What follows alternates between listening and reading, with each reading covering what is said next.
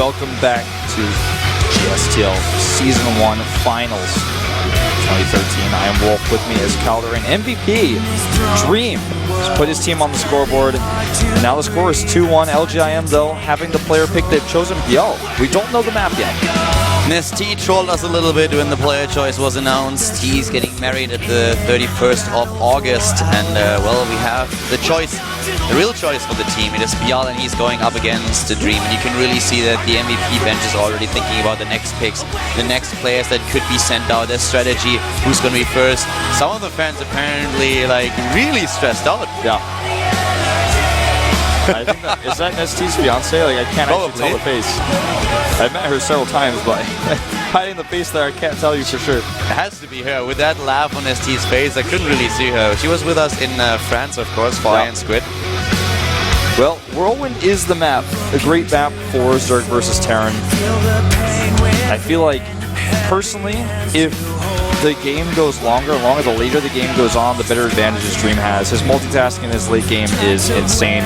I don't know where Byul is at in the team house right now. Like I said before, he hasn't impressed me too much recently, but obviously there's a reason why he was chosen. The reason why there's a reason Dream was chosen. These coaches know their players, they know who to send out. Well, Byul is pretty good, and we don't have a lot of data to go on, but from what we have, he didn't lose a single map yet against Terran in the Heart of the Swarm, but he didn't get a lot of exposure just yet. As we said earlier, this is about him being a sniper more than anything else.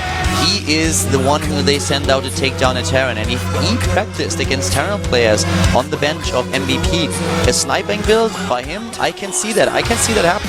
Yeah. The thing to consider too is he could have been practicing for this for the past 3 team matches, and because of the all kills, you know, maybe never had to come out, so he could be doing this for a really long time. Byul was a strong performer in the past, and even though he's not the best all-around player anymore, for a certain map, for a certain match, he can do it. LGIM fan versus MVP fan here, trying to trash talk each other with their smartphones. I've actually never used any of those apps before for signs. I don't even know what those are called, but I like that people do that, you know? You don't have a sign, but you're like, well, I'm going to do something. Well, here's Byul. There's Byul. We haven't seen him in a long time in the GSTL.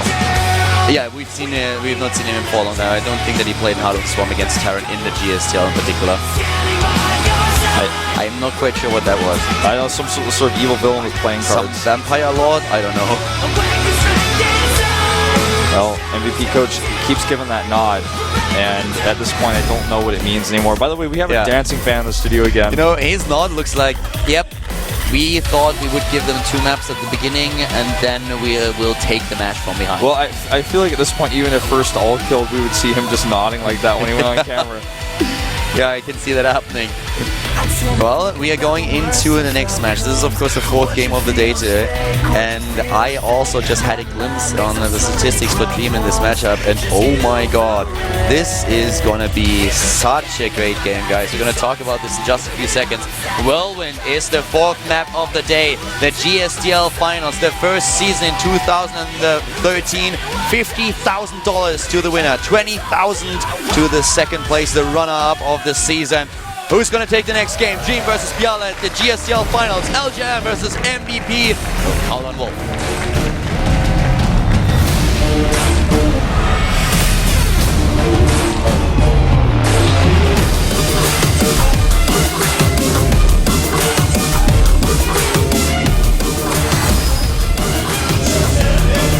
Starting to the top left, the Terran player who put MVP on the scoreboard. Who took down first? It is MVP Dream. MVP Dream faced the Protoss player in his last match. Now in this particular one on Whirlwind, he has to face a Zerg player. Starting to the bottom left, a former Fnatic Zerg player. He's now starting for LGIM. It is LGIM Byul. It's considered to be one of the greater Zergs in the Team League back then. Now, definitely still a good player. We just don't have very much stuff to go on, like you said before. Byul, when we look at his statistics, we actually have exactly 3 maps that he played against Terran in Heart of the Swarm. Always focusing on the offline performance, of course. He won every single map. He won all of them. He has a 100% track record against Terran, but once again, a very, very small sample size. He only took down Barracks with a 2-0 that was at the last Code A qualifier. It was actually the season Yeah, it was a Season 2 qualifier still for the WCS Challenge League. And he took down Jakji back in February. Since then, we haven't really seen him anymore. But he's going up against a Terran player that not only goes for a command center first, but has an incredible record against Zerg. Dream has played 16 maps against Zerg. He won 13 of them. He has an 81% win record if you focus on the map statistics. If you focus on the match statistics, which of course then also focuses on best of 3, he didn't drop a single best of 3. He won every single one of them. I don't know what to tell you about your hair unless I get the camera zoom out. It looks good. I gotta say maybe change it up, maybe a little bit shorter.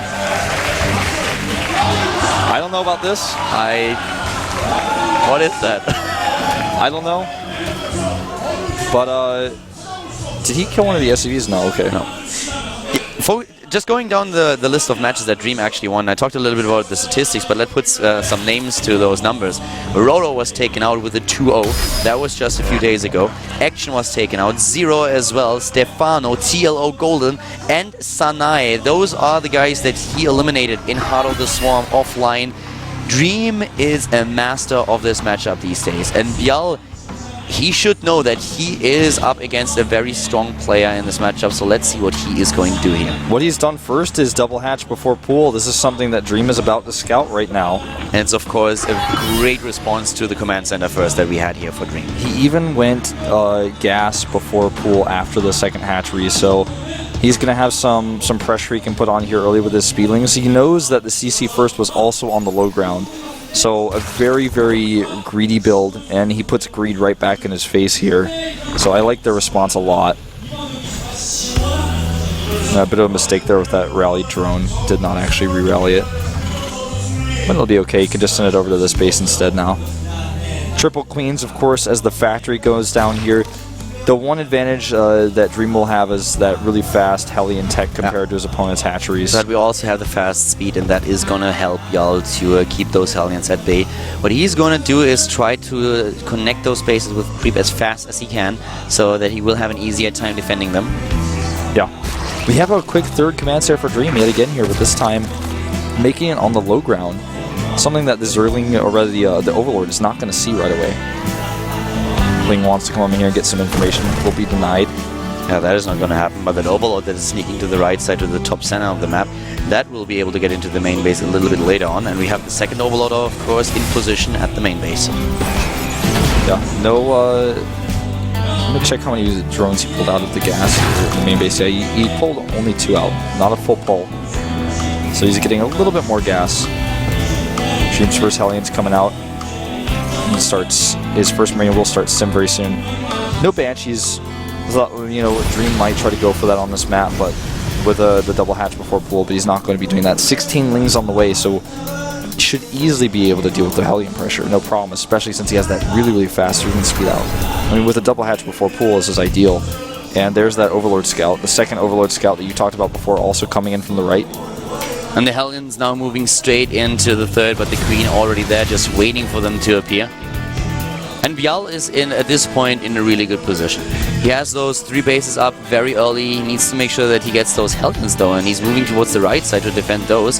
Hellions thinking about committing, but then he just moves back. It's a pretty good hit against the Zerglings here. Yeah. I like the choice of Dream to just be patient because he doesn't really know what's on the other side. Could have definitely gotten a lot of worker kills, but his patience here is admirable. 2 additional Queens popping out for Byul right now. Engineering bays, 2 of them going up, so we'll have a slight upgrade lead, but only slight, as you can see the Evolution Chamber is coming up now for Byul, also helping him wall off against the Hellion pressure. Dream later on has to really rely on a few drops here, I feel, because at the beginning he should not be able to do too much. With all those Zerglings on the map, Byul is actually the one who has a chance to surround those Hellions if Dream doesn't pay attention and then gain the map control. So for Dream, the worst choice would be to really commit to the aggression right now. Because there are just so many Zerglings, and on creep, they are just so much faster than Hellions. Yeah, they really are. Attempted run by here though, he's trying to get in, but there's a perfect wall for Dream. Very well done. Perfect wall, no holes, no gaps, and that's why he can just be happy with his Hellion pressure still, knowing that there's no way these links are going to do any damage. A lot of gas now being taken for Byul, going straight into the lair tech and adding the double upgrades for the 1-1 and the macro hatch as well. Banelingness too. could hit 1-1 timing with speed here if he wanted to. Yeah, it's a little bit definitely unlikely, but still, it's something that you can try to pull off. You never count that build out. It'll sometimes come up behind you and bite you. This is a build that Scarlet has used against MVP that was all the way at the beginning of the season. It's a really strong one. I don't really think that it's going to happen, but it's something. It's an option that Byul has. He could block this CC with the Overlord, but he does not. It looks like I thought he had it rallied all the way over there, but he didn't, so it's actually kind of stuck there. Oh, that's a lot of Zerglings that he's currently getting. Yeah, a lot of links here, and that is a lot of links. Overlord speed too. The thing is, if he gets the Overlord speed out, or just an Overseer once he hits Lair and goes in the main base and sees that there are no tanks and maybe not even a lot of Widow Mines, he could just go for that. He's losing a lot of these links, but these links aren't really the most important ones. And, you know, I could absolutely see it, Kelder. This is him having the watchtower here is so important. Otherwise, he probably would have lost all of his Hellions here with Lings. Lings are trying to get something done here. He's going to force a lift on the third base. He's also trying to surround these Hellions. Looks like he will get one, maybe two. Yeah, gets 1, 2, trying to get a third, but the Zerglings are still at the third. A fourth is already being taken for Byul here. And keep in mind, he hit his Lair tech. He can go into the Baneling speed now. Yep, starts it immediately. Is also his Spire. More and more Lings come out for Byul here. That Macro Hatch really allowing him to have this much production. He's really focusing on his ground army now. Yeah. So many additional Zerglings coming out. And that, of course, delays the Mutalisk, but at the same time, it gives him the opportunity to just play this very, very safe. Those units that come out for Dream now should not be an issue. With the creep spread and everything else, this should be a really good attack. And keep in mind that those units to the right side, where the Banelings are morphing, they are not scouted. They are completely unscouted. They're in the dark right now. And Dream, yeah, he has this really strong army that he's going to try to make something work with, but I feel like the bigger deal is definitely his attack he's going to face here in just a second. Ling checks here, also baits out the Widowmine shot. Yeah, Widowmine in cooldown, and that's the time that he needs to move in. He's moving in immediately. There's not a single unit in the bunker, and those SCVs are more than a bit of trouble. Oh, where are those hits? And boom! Boom, there they are. The Banelings could hit against these Marines as well. Good Widowmine splits, though. Meanwhile, they drop. Going towards it looks like the third base, but he's not doing any damage right now. He's hiding in medevacs. Units everywhere. He's going to get dropped right on top of Lings and Banelings. This is so good for right now for Byul, and he's even going to clean up most of these Marines over here. Well, that was actually a really decent micro that we saw from Dream. That Stutterstep was great at the third base, taking down those Banelings with really good unit targeting, and then Stutterstepping away from the Zerglings. So he gains control of his third base once again, but another scan has been baited out because there was a Zergling borrowed, and now 2-2 are on the board, but... Well, I have to say that Dream is still ahead in supply, and though he has trouble at his third base, he has a very strong attack going for him. His splits here are really crucial, and they're not the best splits ever. Byul also taking out a lot of the SCVs over here. The third forcing a cancel on that bunker. Byul is controlling this game. Dream is trying to pick away at him, but he's not trading blues very efficiently. This drop could do a lot more with the Widowmine burrowing. Here we go! And the burrow is good, and he gets the hits. Good hits with those Widowmines. Really, really nice hits. Gets drones. The Spire could be under fire here. It's going in again, and the weak point still the third base of Dream, and that's the one that he's trying to get under control. Mutalisk entering the stage and taking down those medevacs, but the Marines are trading quite cost efficiently here. Yeah, Muta's doing so much damage to those Marines, and also going to be able to take out the medevacs here. It looks like they already used their boost. Still 120 supply for the Zerg player, 95 for the Terran, trying to get that third up again. He needs to get his economy, but he's also dropping, and he's doing a really good job with the drop at the natural. Now, immediately after burning out there. Well, both players losing a lot of workers. Byul killed nearly 30, 29 workers killed versus 19 for Dream, and the worker count 63 to 44 in Byul's favor, is also going to catch these medevacs. I like Byul's position a lot because Dream, he simply did not know about the fourth base. Had he known, he could have killed it easily. Yeah. The fourth base is still unscouted, and we have the +3 attack upgrade now started for Dream. Byul is about to finish his +2/+2. That will give him an advantage for a little bit, but of course it's so much more difficult for him to get those +3 attack and armor upgrades. He needs to get the Infestation Pit and the Hive Tip before he can start those. Yeah, it's going to take an eternity. With the extra gas income, though, that he has at his fourth base, he can make so many Mutalisks. He has 16 right now, going up to 18. A ton of damage possible here. This Widowmine will, well, that's not an Overseer, that's an Overlord. He will want to kill that eventually. He may even just target a few Banelings on it. There's the Widowmine, or Overseer. A little bit surprised that we don't see a single Mutalisk or Zerg. Okay, there are the Zerglings. I was like, there's no Starting way to he's get gonna stressed. hit that with a Baneling. Nice pickups on these medevacs. He's really utilizing these Mutalisks quite well. There's way too many Mutas for the Marines to handle, and he could also get the upgrade for the Drilling Claws. He doesn't go for it, goes for the Reactor and the Depot here instead. And he just camps the production. He takes down so many units, and he forces Dream back, and he is gonna lose those add-ons if he's not careful. The first one already going down, and moving back again with the Mutalisk, but great attack. Yeah, really nicely done here. That Widowmine is on cooldown, and Byul taking total map control. Finally, the 4th base is spotted here. That one Widowmine gets 2 drones only, but he kills the Queen. The Queen is down, and those Marines are still there. And now Byul is being forced back, both of them exchanging punches. And Dream is doing what he does best. He is dropping his opponent the entire time. His main base, on the other hand, is still exposed, and the Mutalisks are taking the chance to move in again. Yep. This is really, really annoying for Dream right now. He can't fight this many mutas, though, against those Marines with the +2 upgrade. And now Overlords are going down here. I'm not so worried about the Marines, I'm worried about the Mutalisk, and now the shots of the Widowmines taking down most of them. The rest of them is already all the way down in red, and Byul has to hit those Banelings or he's in trouble. Great splits against the Widowmines here. There's no medevac support. He can't actually escape with these Marines. Oh no, the 4th is going down. The base is under attack here. He's lost all of his drones. The Baneling landmines, he should just unburrow. Beautiful! Good Beautiful move. unburrow there. Really good move here. But oh my god, that match. We still have a little bit of a supply lead for Byul, but the next drop is going down in the 3rd base. A Mutalisk is being sniped here immediately. Good target firing by Dream, getting the best out of that drop once that he was spotted. The medevac dies. 3 base Terran versus 3 base Zerg, and 3-3 is on the production tab for Dream. He's about to complete the 3rd attack upgrade. Worker count right now 80 to 61 in Byul's favor, but he doesn't have the 4th base to saturate, so that doesn't really give him an advantage right now. The army supply right now is also in Dream's favor by about 20. He has the better upgrades. Byul is heading into the hive tech. He wants the 3-3. He wants the infestors. He needs something. He needs tech. And on the other hand, we have Dream. He knows that this is his time to shine, and he's moving into the middle map once again. Here come those scans against the Baneling landmines. He learned his lesson already. Yep, scanning several times here. Another Baneling trap is spotted. And Dream, he has those mules, or he has the orbitals, I should say. He can afford this. Good Baneling hits, though, on the other hand. Yeah, the Baneling hits are real decent here. We have both of them still around the same supply. Dream, with a much better bank than his opponent, should get a little bit more production into the game, dropping once more, this time at the 3rd base, while the main bulk of the army is moving into the middle of the map. Here comes a bit of a run by to the top, but a great hit with the Widowmine. Yeah, Dream is in a great position right now. If you get supply, they're dead even, quite literally right now, 158 to 158. But Dream, he has this presence on the map. He's constantly harassing. He's always killing drones somewhere. He's always dropping somewhere. This is the Dream I'm talking about. Byul is trying to get base after base. He's heading into the Adrenaline Glance upgrade right now. Dream is already halfway done with the last upgrade that he has in this game. He's going for the upgrade. Here comes the Eco Slide. He's taking down the Zerglings, trying to take down those drones as well. Every single drone died. Every last one of them. The worker count now drops to 56 for Byul. He's against 61 SCVs, and this hatchery is going down again.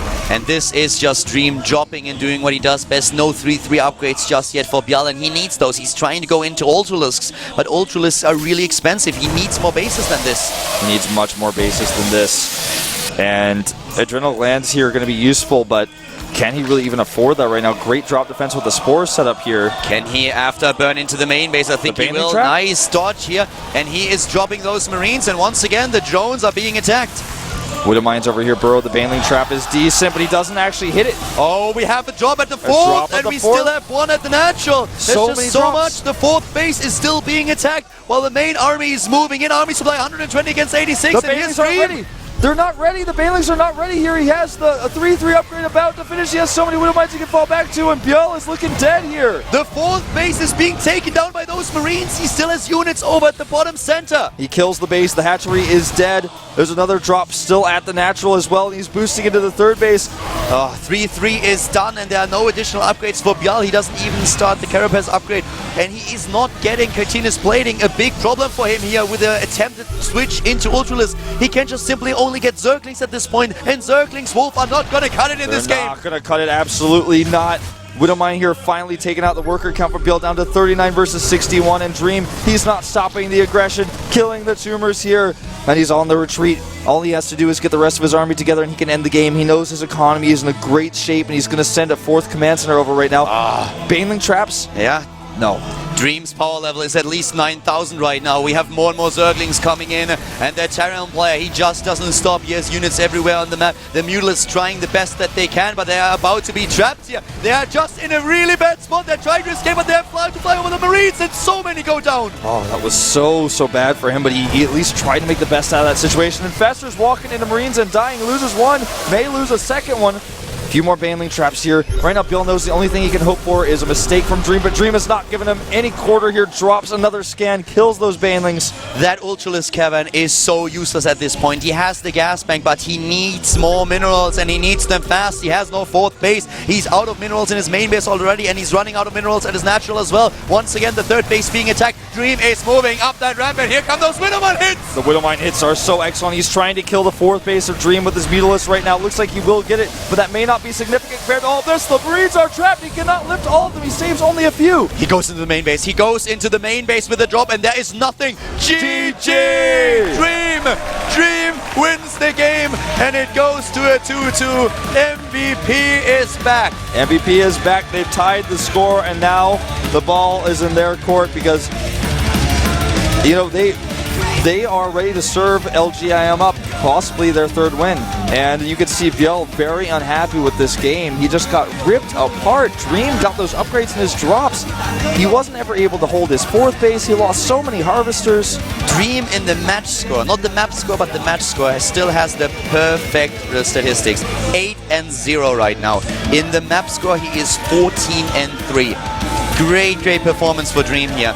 And now LGIM, they were in a great spot earlier. Took the first 2 wins, but now they have to get serious here. They have to throw down one of their best players. They have to take out Dream. They have to take out Dream.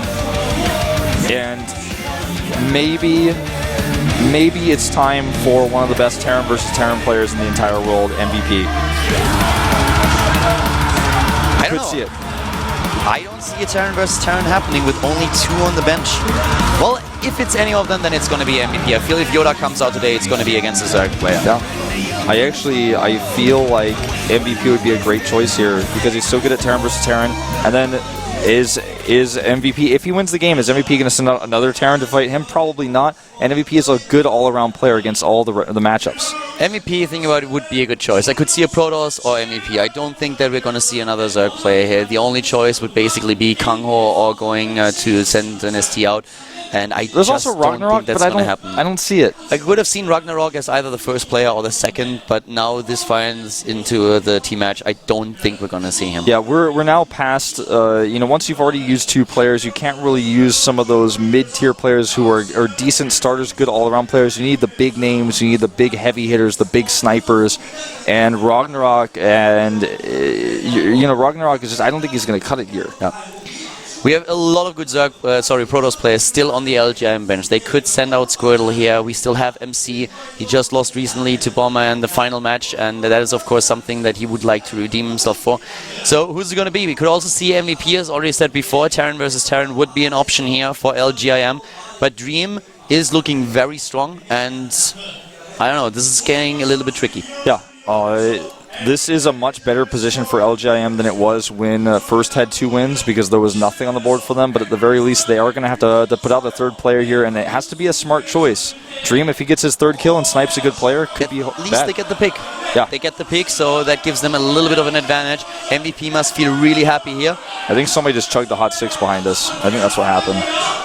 I think someone is dancing or what. I didn't actually see it. I saw it kind of on your screen, but I think somebody chugged the hot 6. Okay. So I want to know about the next choice because this is starting to get... LGIM still has that slight lead, with map choice, player choice. That's important. For them, I feel the most important part is just to calm down. Yeah. And to realize that they are in this spot. They have to make the best possible choice here, and it's not an easy one. Dream is probably not one of the players they expected to be a big problem for them. Somebody that they might have expected to see maybe as a sniper, but he's now gotten 2 wins. He's gotten 2 wins, and of course he's building up the momentum that we talked about, but LGIM is still in a good spot. They're still a little bit ahead with their player choice and the map choice, but they have to just calm down and relax and rely on their strengths. And one of them is the player that we see coming out next. It is Yoda. Not what I expected, not at all. I thought Yoda would be the one that is going to be sent out against a Zerg player after his strong performance against Team Azubu, but today he's coming out against the Terran player. I would have expected MVP over Yoda, but I had this aching in my bones that we were going to see a Terran versus Terran against MVP. Yoda is an incredible Terran versus Terran player, even though recently his most dominant appearance was against Zerg. Dreamer is also not the best record against Terran. That's really important. In what we've seen from him in statistics, it's much better against Protoss and against Zerg, as we just saw. But Yoda is the choice. And Yoda's a good all-around Terran, especially against the matchup against Zerg, so it's going to make MVP, if they lose Dream here, very reluctant to send a Zerg player out.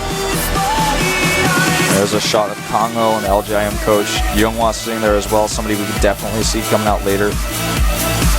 And looks like the MVP coach already has something in mind for what happens if Dream loses here. Yeah, looks like they already have an idea of what to do next. Yoda, he took down opponents like Supernova and Turn just recently. MVP sign here. Yoda also won against MVP. That was back in March. I don't think that really plays a role here So because long it was ago. a very, very close series. It was a 3-2, but still. There's TRG. Yeah, Might see him today as well. definitely Dream possible. with the 2 wins. Yoda's getting ready. Dream is on the same level of momentum that First was on just before. He's drinking it again. That guy. That guy.